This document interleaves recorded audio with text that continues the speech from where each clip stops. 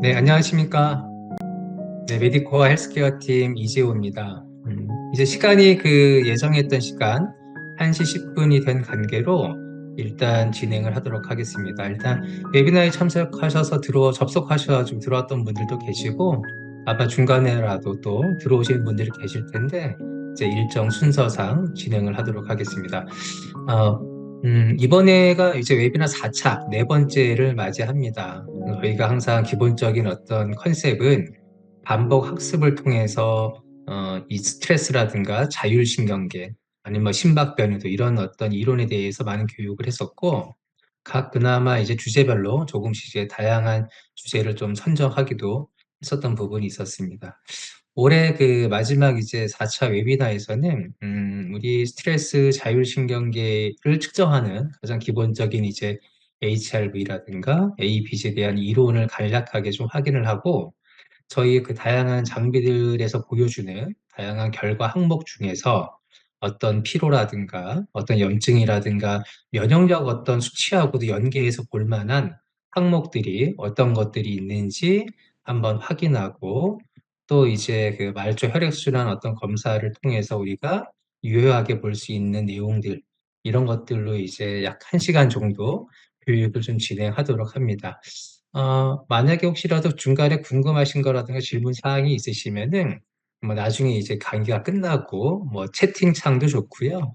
아니면 뭐 직접적으로 일단 질의를 하셔도 되고, 아니면 또 다른 어떤 나중에 메일이라든가 이런 부분으로 또 연락을 주시면 관련된 내용에 대해서 조사하고 또 말씀을 드리도록 하겠습니다. 자, 그러면 오늘도 이제 이 교육을 진행해 주실 메디코와 임상팀 진란이 팀장님을 소개하면서 진행하도록 하겠습니다. 네, 반갑습니다. 이렇게 또 여러 번에 걸쳐서 저희가 그 저희 HRV, APG를 많이 공부하셨고, 또 들어오신 분들 보니까 늘 관심을 가지고 열의로 참석해 주셔서 감사드립니다. 이론적인 부분은 많이 알고 계신 분들도 계시겠지만, 다시 새로 시작한다는 느낌으로 살펴보고, 실제 어떻게 의료 파트나 이런 데서 적용하는지 그 부분을 좀 집중적으로 설명을 드리도록 하겠습니다. 저희 회사는 많이 알고 계시겠지만 간략하게 설명을 드리면, 99년도에 저희가 창립을 했었죠. 그래서 자율신경계 스트레스 관련해서는 전국 국내 1위를 전문하는 기업으로 있습니다. 그래서 대학병원, 종합검진센터, 기타 등에서 많이 활용하고 계시죠. 그래서 저희는 가장 자신 있게 말씀드리는 부분은, 이제 기계 클리니컬 임상에서 사용하려면 연구를 통해서 기계에 접목돼야 돼서 HRV 레퍼런스를 국내에서 다 구축을 했고요.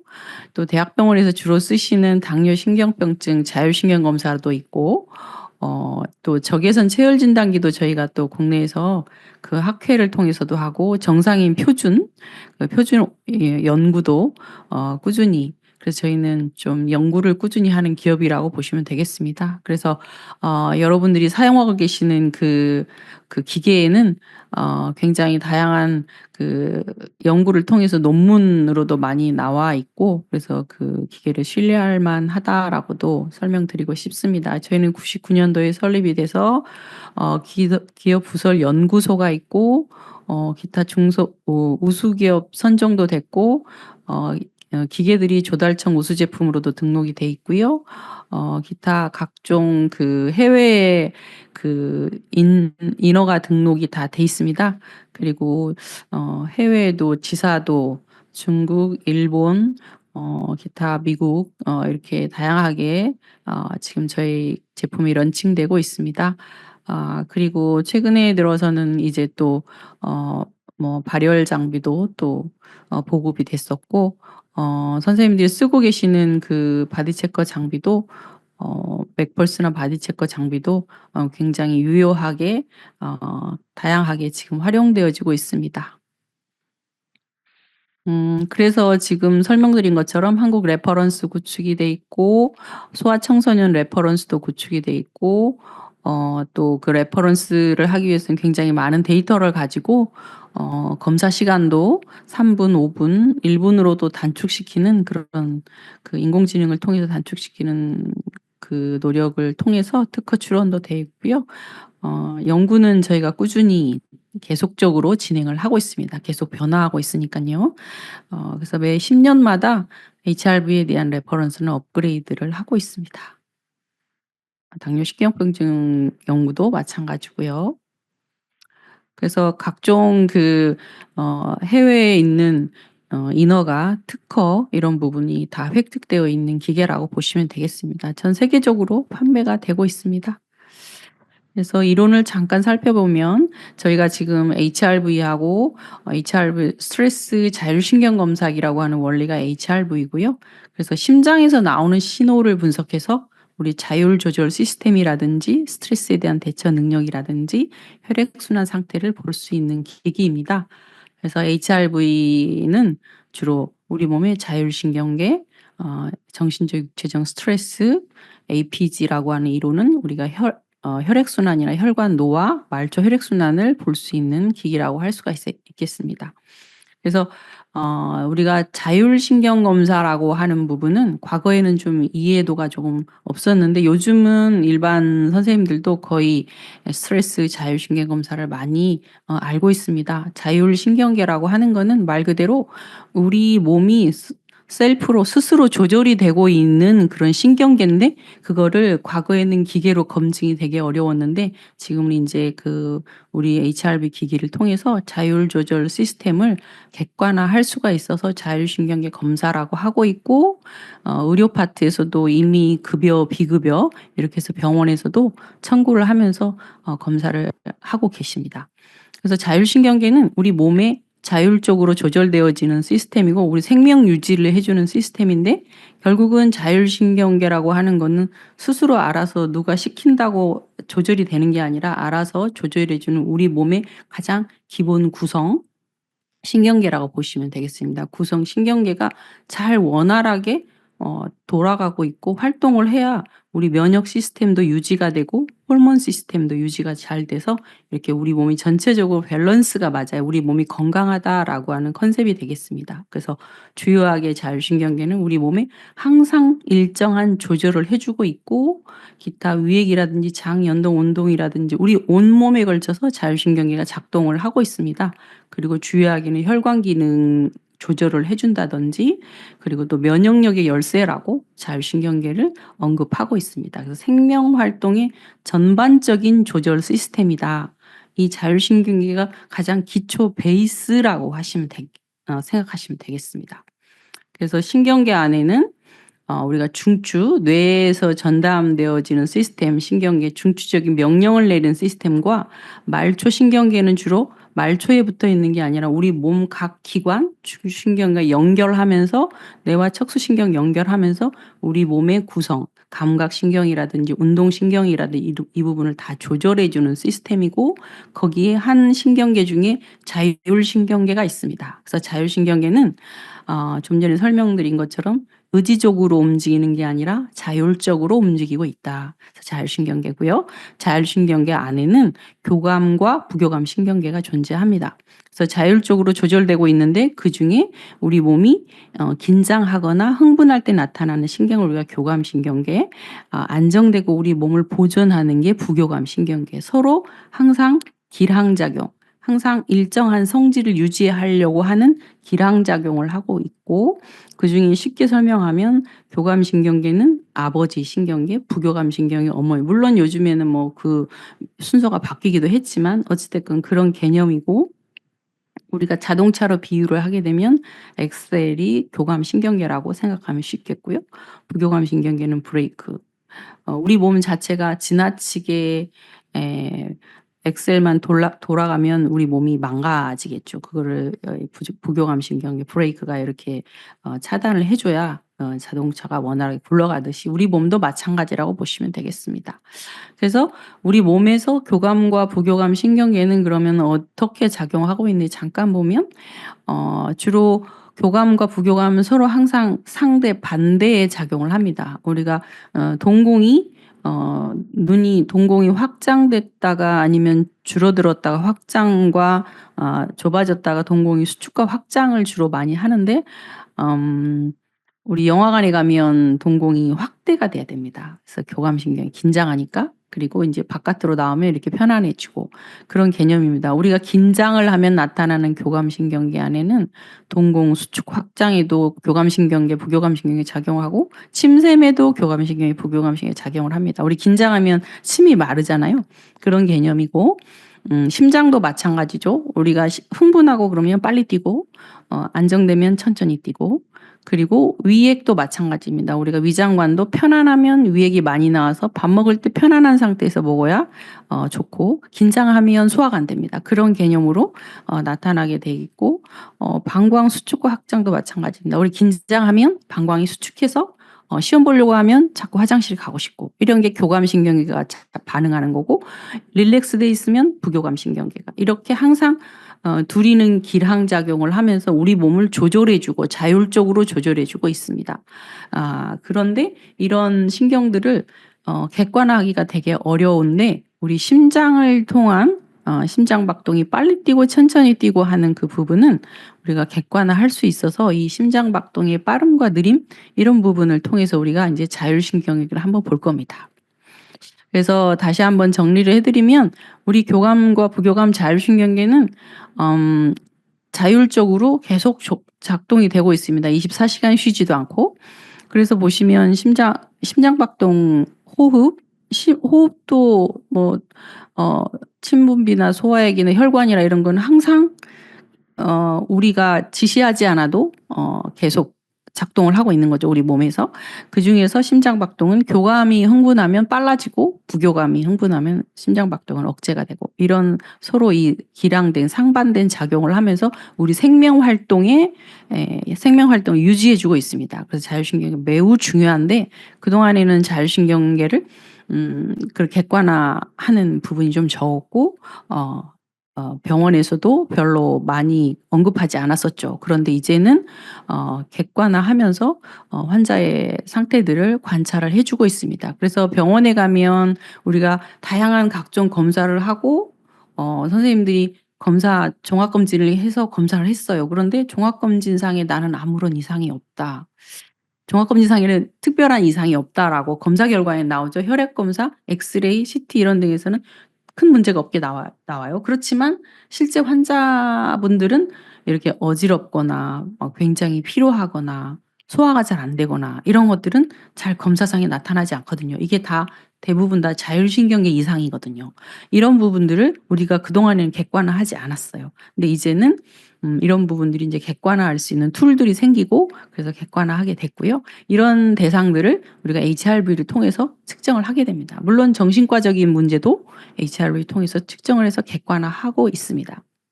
그래서 내과의 환자분들 중에서도 이렇게 거의 70% 이상이 뭐 정신신체형이라든지 자율신경계 장애인 거를 그동안에는 당신 이상이 없어요라고 내보냈던 거죠. 이게 이제 누적이 되면 문제가 되기 때문에 이런 부분을 관리를 해야 되겠다. 그래서 자율신경계가 먼저 망가지고 그다음에 서서히 우리 면역력도 떨어지고 그렇게 해서 이제 질환이 오는 거기 때문에 그런 부분을 이제 관리를 할 수 있는 시스템이 이제 작동을 한 거죠.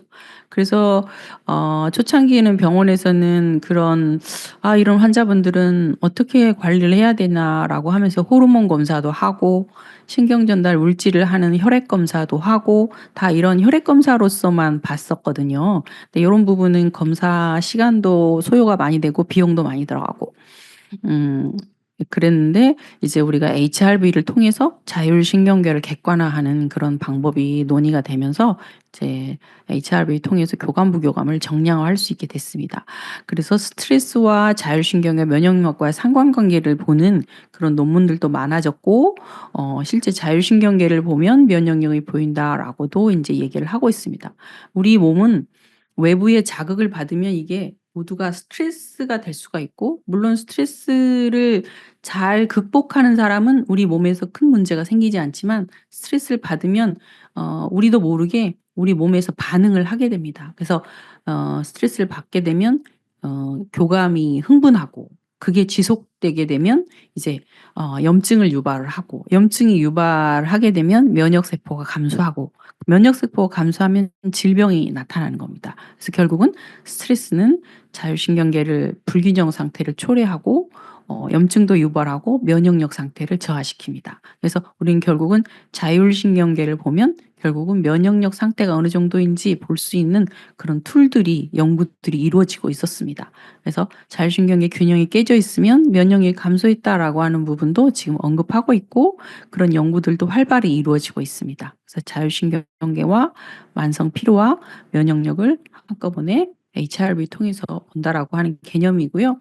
또 최근에 들어서 피부과에서도 많이 저희 자율신경계 검사를 하고 있거든요. 왜냐하면 피부 프로브럼도 실제는 스트레스를 받으면 교감신경이 항진되고 피부가 굉장히 홍조가 많이 발생하거나 피부에 염증이 발생하기도 하고, 이런 반복적인 게 사실은 또 자율신경계 밸런스가 깨지고 교감 항진으로 나타나는 거거든요. 그래서 요런 자율신경의 균형이 깨지면 결국은 피부 질환도 유발을 한다.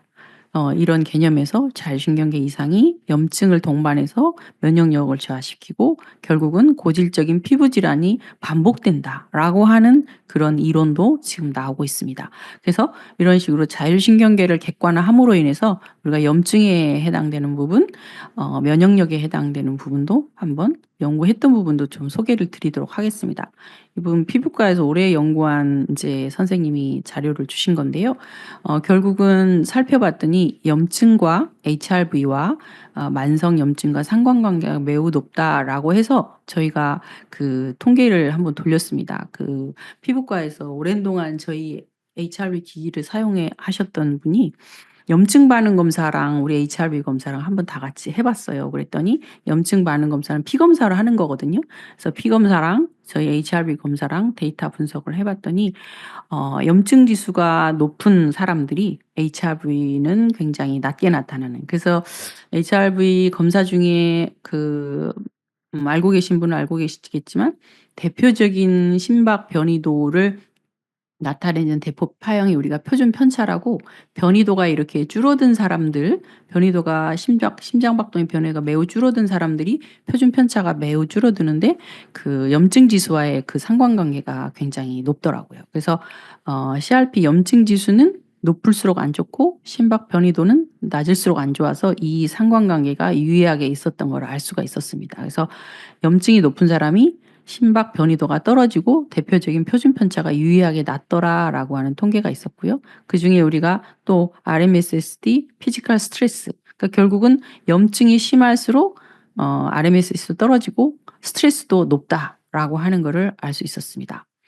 그래서 우리가 표준 편차라고 하는 HRV를 대표하는 지수인 표준 편차가 보통은 정상인 그룹은 한 30 정도 넘어야 되는데 15 이상 된 그룹에서 굉장히 염증 지수가 높게 나타나는 걸 알 수가 있었습니다. RMSS도 역시 비슷한 경향성을 보였고요. 그래서 보통 연령 대비랑도 봤고 염증 지수랑 상관관계도 봤었습니다. 그래서 이 부분이 굉장히 유의하게 염증과 HRV 상관관계가 있다. 그래서 이제 다양한 피 검사로서도 물론 염증을 보고 있습니다. 백혈구 검사, 뉴로필, 아니면 이런 검사들을 통해서 우리 염증 지수도 보겠지만 중요하게 CRP로 염증 검사를 보는데 그중에 표준 편차랑 HRV에 있어서 이 염증 지수가 얼마나 높은지를 객관적으로 좀 같이 비교해서 볼 수가 있겠습니다. 결국은 HRV와 염증과의 상관관계가 있다라고 하는 논문도 있고요.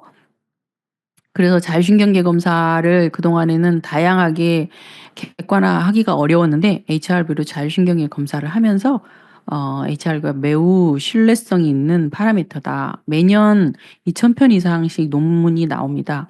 펀메드는 미국에서 의학 잡지인데 HRV라고 하는 서치를 해보면 이렇게 올해도 59,000편 이상 펀메드에 나와 있고, 저희 HRV는 꾸준히 저희가 정상인 표준 연구를 해서 레퍼런스를 구축을 했고, 지금은 처음 시작은 2001년도부터 했고 지금 매년 업그레이드를 하고 있다라고 하는 거 아까 말씀드렸죠.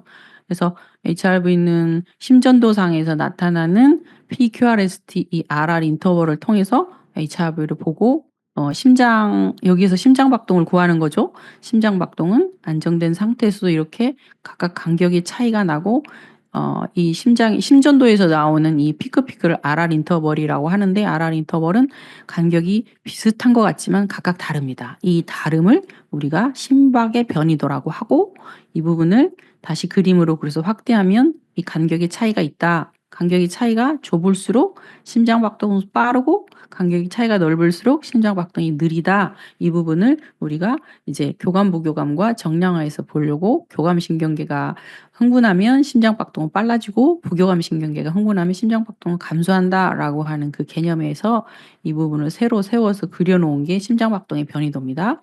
심장박동의 변이도는 안정된 상태에서 이렇게 역동성이 있어야 된다.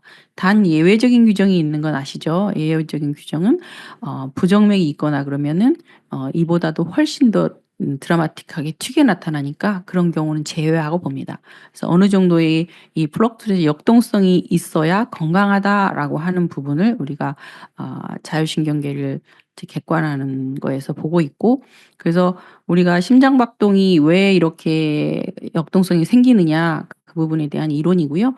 우리 사람 몸은 가만히 잔잔하게 안정돼 있지는 않습니다. 항상 장애가 발생을 하고, 장애가 발생할 수밖에 없는 요인들은 감정의 변화가 있거나 체온의 변화가 있거나 기타 자세 변화, 움직임이나 또 질환이 있으면 특히 더 우리 몸은 항상 빠른 역동성을 항상 일정한 성기를 유지하려고 해주는 시스템이 자율신경계라고 했잖아요. 그래서 자율신경계가 우리 심장에 심장 처음에 팡 뛰는 그 SA 노드에 영향을 미쳐서 심장박동이 빨리 뛰고 천천히 뛰고 하는 역동성을 발생시킨다. 역동성은 안정된 상태에서도 역동성이 있다라고 하는 개념이 심장박동의 변이도의 발생 기전입니다.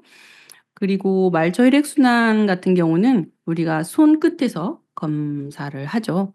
심장에서 한번 쾅 뛸 때마다 0.16초 만에 여기 손끝에서 이 하나의 신호가 발생을 합니다. 그래서 우리가 그거를 맥파라고 하는데, 여기에서 맥파를 추출을 해서 이 맥파가 추출되어 있는 신호를 통해서 저희가 이제 그 기본적으로 나타나는 그 신호를 우리가 바로 보게 되면 이 맥파의 신호가 변곡점들이 사라지고 일정하게 되는 경우도 있어서, 얘를 조금 더 정확하게 보기 위해서 2번 미분을 하게 되면 이렇게 기본 파형이 이렇게 출렁출렁 한 3개로 나타납니다. 이건 2차 미분한 파형이고, 이를 통해서 우리가 이제 말초에 디텍션 되는 혈행의 동태라든지 혈행의 상태를 보기 위함입니다. 그래서 2차 미분한 거를 우리가 분석을 하게 되겠고요. 그래서 2차 미분했다라고 해서 우리가 가속도 맥파라고 합니다. 가속도 맥파는 A 베이스라인 대비 이 동맥의 탄력성이 클수록 혈관이 소프트할수록 B 값이 많이 내려오고, 그 탄력성에 따라 텐션이 올라가고, 이제 이 부분은 이제 말초 탄력성에 따라서 이제 D 값이 이렇게 나타납니다. 그래서 가장 중요한 게 이 B 값과 D 값이 얼마나 많이 아래로 내려왔냐, 얘는 많이 내려오지 않았냐, 요거 보는 게 이제 가장 핵심입니다. 그래서 결국은 동맥의 탄력도 상태나 말초 혈관 상태를 이 그림 하나로 쉽게 디텍션해서 봅니다.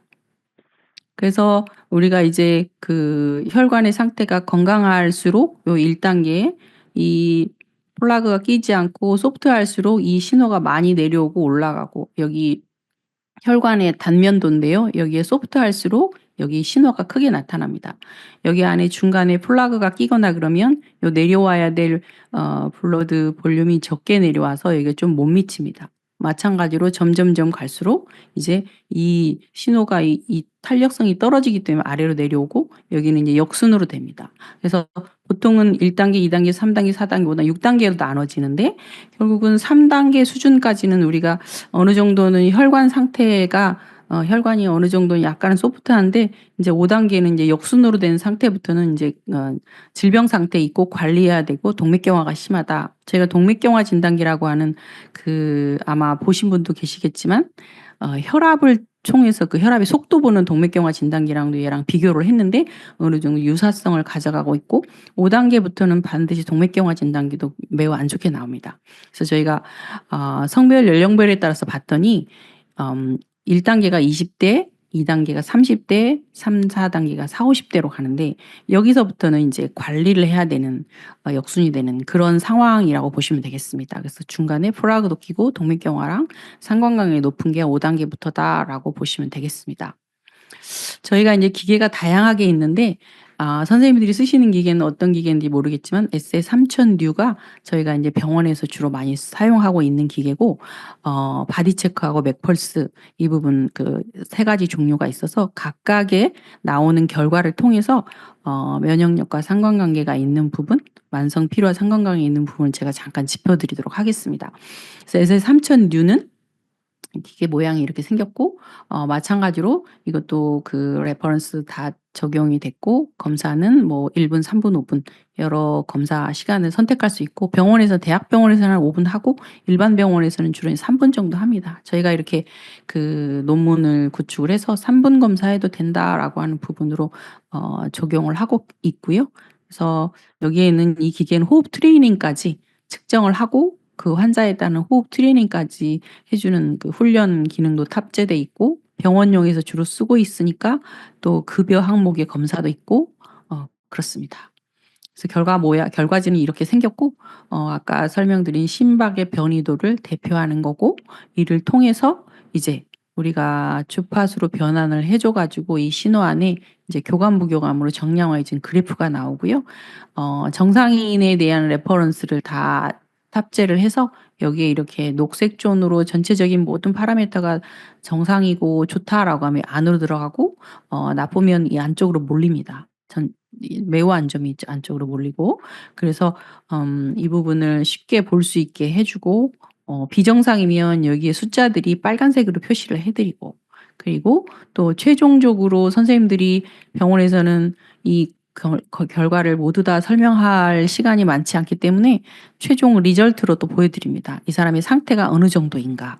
그래서 병원에서 이렇게 통계를 돌려가지고 임상 증상과의 상관관계를 보여주면서 1단계부터 4단계까지 보여줍니다. 그래서 1단계는 정상이고 2단계는 좀 나쁘고 마일드고 3단계는 모더레이트고 4단계는 시비어 해서 단계 구별을 해주면 병원에서는 이거를 보고서 이제 진료에 참조를 하시고 영양 수액도 맞고 그럽니다. 그래서 여기에서 우리가 이제 피로도를 주호소로 하는 만성 피로 환자분들이 있다라고 하는 거는 물론 모든 파라미터가 다 이제 바닥권으로 떨어지겠지만 주요하게 피로를 나타내는 지표는 LF라고 우리가 여기 전체에서 LF와 HF 중에 LF가 교감이고 HF가 부교감인데 LF 성분이 주로 많이 급감하는 경우를 확인할 수가 있습니다. 그래서 LF가 주로 피로도의 지수로 사용되어지고 있고요. 그리고 이제 염증 지수라든지 면역력 지수는 SDNN과 토탈 파워. 토탈 파워는 요 세 개의 모든 값을 합친 값이기 때문에 토탈 파워와 이 두 가지를 가지고 우리가 면역력의 상태를 관찰을 하고 있습니다. 그래서 이 토탈 파워의 값이 여기도 써져 있지만 일반적으로는 1000 이상, 여기 전체 표준 편차의 값이 30 이상. 그런데 보통은 토탈 파워가 지나치게 떨어져 있는 일반적으로 1000 가까이 돼야 되나? 이 값이 100이나 200 나온 사람도 꽤 있습니다. 이런 분들은 이제 그 면역력이 매우 떨어져 있다. 우리가 병원에서 면역력 검사를 하는 검사 중에 하나가 NK셀이라고 하는 검사가 있습니다. 암 환자들에게 좀 면역력 지수다라고 하는 게 NK셀 검사가 있는데요. 그래서 토탈 파워랑 비교를 했더니 거의 NK셀과 유사하게 나타나서 NK셀 검사는 우리가 500 이하면 좀 떨어졌다라고 하거든요. 그래서 우리가 토탈 파워가 500 이하다라고 하면 좀 예의주시해서 봐주셔야 되고 좀 관리를 해줘야 된다라고 병원에서는 그렇게 이제 언급을 하고 있습니다. 그래서 이 정상 범위에 다 있으면 어느 정도 표준 범위에 있다. 정상에서 다 떨어졌다라고 하면 이런 경우는 이제 만성 피로 환자분들은 정상보다 다 떨어져 있고 그중에 특히 LF 교감의 성분이 많이 떨어지면 이제 피로가 누적돼 있다. 처음에 시작은 교감은 우리 몸의 에너지원이기 때문에 계속 소진이 되고 그 다음에 이 부교감이 같이 떨어지거든요. 그래서 이 LF 성분이 교감을 대표해주고 에너지 소실의 대표적인 격이어서 피로도를 나타낸다라고 보시면 되겠습니다. 이제 이 부분은 인제 밸런스로서 우리가 정상 범위에 이렇게 있더라도 밸런스가 있고 부정상 범위에 있더라도 밸런스가 있기 때문에 밸런스가 맞는 게 가장 더 훨씬 더 좋은 상태고, 밸런스가 깨져 있으면 일시적인 상태를 의미하기도 하기 때문에 이제 관리를 해 주셔야 되겠습니다. 교감이 우세냐 부교감이 우세냐에 따라서 달라지겠지만, 주로 스트레스에 많이 노출돼 있는 남성 성인이나 뭐 최근에 잠을 못 주무셨거나 수면 장애가 있거나 그런 분들은 교감이 많이 우세하고, 이제 반대로 이제 밸런스가 깨져서 부교감이 매우 우세한 사람도 있긴 합니다. 그런 분들은 약간의 우울 모드, 기력이 인제 소진된 사람들이 인제 나중에 교감이 소진되고 파라가 올라가는 그런 경향도 있습니다. 그래서 이 부분은 좀 그 상황에 따라 왔다 갔다 하기도 하죠. 오전에는 교감이 우세하고 오후에는 좀 부교감이 우세하는 경향은 우리 사람 몸의 서카디안 리듬에 따라 그렇게 변하기도 하거든요. 그래서 이 부분은 참고를 하시면 되겠고, 중요한 부분은 이 파워 값이 얼마나 정상 범위를 유지하고 있느냐, 그게 중요합니다. 그래서 이를 좀 더 보기 쉽게 이렇게 자동 진단화해서 보여드리고 있습니다. 그래서 자율신경 활성도, 균형도, 스트레스 저항도, 이 부분을 표준 범위에 있으면 정상으로 마킹을 해 드리고 있고요. 점점 떨어지면, 표준 편차가 떨어지면 스트레스 저항도가 나쁘다. 스트레스 지수는 전체 값이 안 좋으면 스트레스가 나쁘다. 교감이 떨어지면 우리가 피로도가 나쁘다라고 이렇게 표현을 해 드리고 있습니다. 그래서 그런 부분을 참고를 해 주시면 되겠고요. 바디 체커라고 하는 그 부분은 우리가 이제 좀 더 쉽고 간결하게 터치 스크린으로 해 가지고 누구나 쉽게 검사할 수 있게 이렇게 되어 있습니다. 일체형으로 되어 있고 한눈에 볼 수 있게 쉽게 검사를 할 수 있고요. 이 누적된 데이터나 이런 부분은 기존에 있는 그 레퍼런스를 다 적용한 거고요. 측정 중에 선생님들이 병원이나 아니면은 그 보건소나 이런 부분 동영상 플레이도 가능합니다. 홍보 영상을 여기다가 띄워 놓을 수도 있습니다. 그래서 프린터는 일반 프린터, 써멀 프린터 둘 다 가능하고요. 그래서 결과지는 좀 더 의료 파트보다는 쉽고 간결하게 돼 있긴 합니다만, 가장 중요한 지수들은 다 표현을 해 드리고 있습니다. 아까 타코그램을 통해서 평균 심박수도 보여주고, 여기에서 전체 이 I존 안에 있나 없나 보고, 밸런스가 어떻게 깨졌나 보고, 한눈에 볼 수 있게 또 이렇게 육각형으로 쉽게 보여드리고 있습니다. 예, 녹색 존에 다 있으면 그래도 괜찮다. 이쪽 안으로 들어갈수록 나쁘다. 이 핑크색 경고 반응은 매우 나쁘다. 이런 부분 한눈에 볼 수 있게 이렇게 직관적으로 보이실 수 있게 해드렸습니다. 그리고 최종적으로 자율신경 점수가 얼마나 되느냐. 자율신경 점수가 좋을수록 좋죠. 그죠? 그런 개념으로 보시면 되겠고요. 혈관 상태도 한눈에 보기 쉽게 이렇게 단계로 또 표현을 해 드리고 있습니다. 이분이 2 단계냐 3 단계냐 요런 부분도 인제 한눈에 볼 수 있게 돼 있고, 이분이 혈액순환 상태는 사실은 나오는 기준이 다 똑같지는 않고, 나오면서 혈액순환이 역동적이잖아요. 그래서 움직이는 게 1 단계 나오기도 2 단계 3 단계 섞여서 나오기도 합니다. 그렇게 되면 이분처럼 2 단계 3 단계가 섞여서 나왔죠. 중간에 5 단계도 살짝 나온 거죠. 그러니까 이런 믹스돼서 나온 거를 분리해서서 여기는 2 단계가 가장 많이 나와서 2 단계로 뿌려 준 거고요. 또 결론적으로 이렇게 한눈에 보기 쉽게 이렇게 혈관 단계가 좋다, 보통이다, 매우 나쁨이다, 한눈에 보기 쉽게 이렇게 해 드리고 있습니다. 그래서 2 단계다. 이 부분은 지금 또 좀 엑스퍼트 버전이라고 해서 좀 전체적으로 디테일하게 보고자 한다, 뭐 이런 거는 복잡하고 힘드니 그냥 이 그래프만 보여다오. 그래서 이 부분은 말 그대로 그야말로 설명으로 다 표시가 되고 그래프 위주로 이렇게 나왔으니까 요거를 아시면 이거는 기본적으로 알게 되게 돼 있습니다. 그래서 뭐 이 부분은 제가 설명을 드렸으니까 넘어가겠고요. 인제 맥펄스 같은 경우는 인제 결과를 또 이렇게 혈관 검사, 자율신경 검사 이렇게 또 따로 구별을 해서 내 드리고 있습니다. 그래서 기본적으로 나와 있는 부분, 여기 I존 안에 있는지 밸런스 가장 중요한 핵심이기 때문에 핵심 부분은 다 나왔고, 또 여기도 아까 육각형 그래프를 이제 보통이냐 나쁨이냐 매우 나쁨이냐 이렇게 그래프화해서 이렇게 보여드렸다라고 하는 거고요. 여기에서는 특이하게 이제 혈관 그림까지 보여줘서 직관적으로 보시기 좋게 단계를 또 구별을 해드리고 있고요. 그래서 가장 좋은 거는 1단계죠. 이쪽으로 갈수록 안 좋은 상태고, 주요한 부분은 기억하실 게 1, 2, 3, 4단계까지는 사실은 조금은 왔다 갔다 할 수 있고 나이 따라 다르지만 5단계부터는 관리 대상이다. 그래서 병원에서는 5단계 정도부터는 뭐 오메가3라든지 아니면 뭐 기타 진코라든지 이런 약물을 처방해 주고 있습니다. 이 부분도 조금 언급해야 될 것 같아요. 특정 시에는 조금 혈액순환 검사에 해당돼서 약간 변동이 있다 그래서 주의사항이 좀 필요하고요.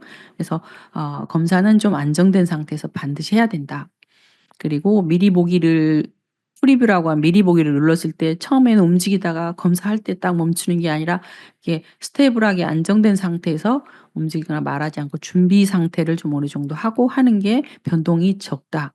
그리고 손가락으로 검사하기 때문에 매니큐어가 있거나 네일 아트를 할 경우에는 측정값에 오류가 있다는 걸 알고 계셔야 되겠고, 측정 장소가 지나치게 온도가 높거나 낮으면 우리 말초 같은 여름에는 손이 따뜻하잖아요. 겨울에는 차갑잖아요. 손이 이게 우리 사람의 그 체온이 외부의 온도에 영향을 받아서 혈관도 영향을 많이 받습니다. 그래서 겨울에는 우리 몸이 좀 딱딱하게 굳고 근육도 굳고 이런 이유가 그래서 혈액순환도 마찬가지입니다. 그렇기 때문에 적정한 실내의 온도에서 측정을 하셔야 된다. 그리고 검사 시간 2시간 전에는 최소한 어떤 유의사항들이 필요하겠죠. 카페인이라든지 흡연이라든지 이게 우리 혈액순환에 지대한 영향을 좀 미칩니다. 그리고 전날 음주를 많이 하시거나 그래서 검사하면 사실은 결과는 좀 안 좋게 나오겠죠. 그리고 왼쪽 검지에다 검사를 하게 된 이유는 처음에 측정값을 레퍼런스를 잡을 때 왼쪽 검지에다 했고, 간혹 가다가 측정할 수 없는 상황이 생길 때는 반대편에 하셔도 됩니다. 그리고 하여튼 안전된 상태 유지해야 되고, 측정 센서는 우리가 심장 높이를 유지해 주는 게 일정한 위치를 유지해 주는 게 중요합니다. 아래로 손을 내리거나 위로 손을 올리면 약간의 차이가 있습니다. 그래서 우리가 그 가속도맥파 혈액순환 검사를 판독할 때 1-2단계가 나올 때는 전체적으로 혈액순환이 잘 되고 건강한 상태이죠. 물론 20-30대가 1-2단계가 대부분 나오죠. 그래서 운동을 꾸준히 했거나 규칙적인 생활을 한 사람들이 잘 나오고, 건강식품을 꾸준히 복용한 사람이 잘 나오고, 양호한 그룹이고요. 3-4단계 그룹은 인제 나빠지기 시작한 단계, 노화가 시작된 단계, 잦은 음주라든지 흡연, 이런 사람들이 특히 흡연이 혈액순환에는 지대한 영향을 미쳐서 좀 안 좋긴 합니다. 5-7단계는 그야말로 인제 혈관 건강이 나빠지기 시작한 단계니까 좀 주의가 필요하고, 주요하게 5-7단계에 나온 사람들은 나이가 많을수록 특히 여성의 손발이 차가운 사람일수록, 아무래도 여성분들은 그 생리적인 기능상 이렇게 매달 한 번씩 하는 그 생리 기능도 있고, 그래서 혈액이 좀 부족한 이상하게 여성분들이 좀 차가운 그룹이 좀 많고, 특히 빈혈이라든지 당뇨 고지혈증, 비만, 동맥경화 이런 사람 질병 상태가 있는 사람들이 혈관 상태가 좀 안 좋죠. 아무래도 원활하게 잘 돌아가지 않는다 그런 개념이 되겠고요.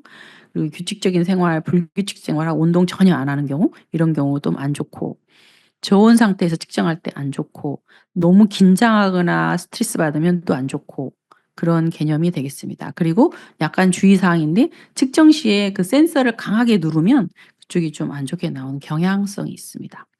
그래서 이제 측정을 해 보면 금방 연속해서 했는데 조금 안 좋 차이가 많아요." 이런 질문들이 많아서 이제 미치는 영향들이 있기 때문에 우리 혈류의 상태는 고정된 개념이 아니다. 계속적으로 변한다라고 하는 걸 머릿속에 갖고 계셔야 돼요. 그래서 현재의 순환 상태를 대변하고, 과거에 무슨 히스토리가 있었는지, 전날 무슨 히스토리가 있었는지 요런 부분도 같이 팔로우업을 하셔야 된다라고 봅니다. 그리고 우리 생체 리듬이 있기 때문에 혈압도 금방 재고 금방 재고 계속 조금씩 변하잖아요. 그런 개념과 같이 봐 주시면 되고요. 오전 오후가 다르듯이 APG도 그런 경향성이 있다. 전체적으로 종합해서 좀 봐야 된다라고 하는 부분이 되겠고요. 아까 주의 사항은 말씀드렸고, 주의사항은 말씀드렸습니다. 또 갱년기 변화가 있는 호르몬 체인지가 있는 경우에 좀 변화값이 좀 있고요.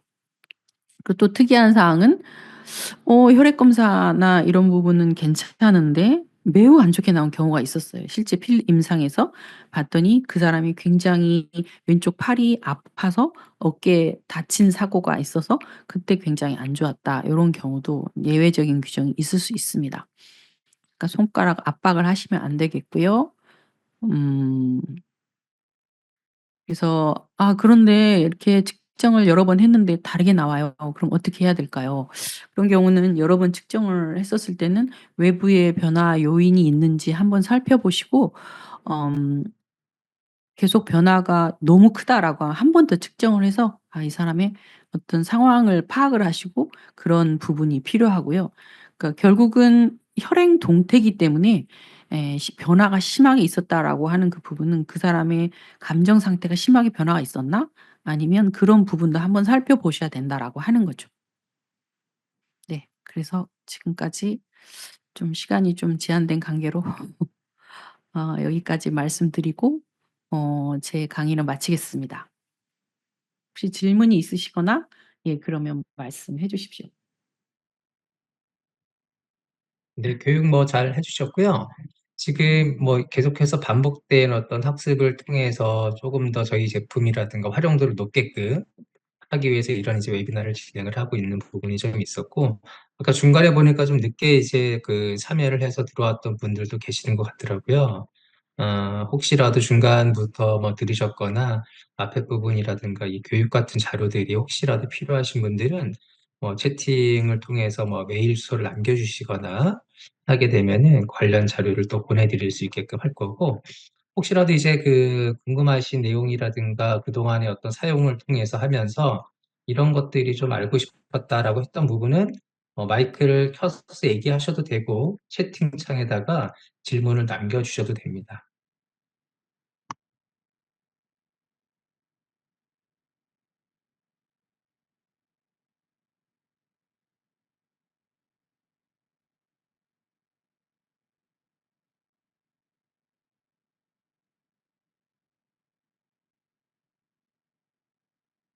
너무 잘 아셔서 질문이 없으신가 봅니다. 네, 그러면 일단 그 올해 이제 총 4번을 지금 진행을 했고요. 저희가 또 이제 내년에도 이제 정기적으로 이런 교육 웨비나 진행을 할 거고, 때에 따라서는 어떤 그 특강, 예를 들면 이제 의료 쪽의 전문기관 담당하셨던 분들도 있으니까 그런 분들한테 교육을 할 수 있는 부분을 또 자리를 마련하도록 하겠습니다.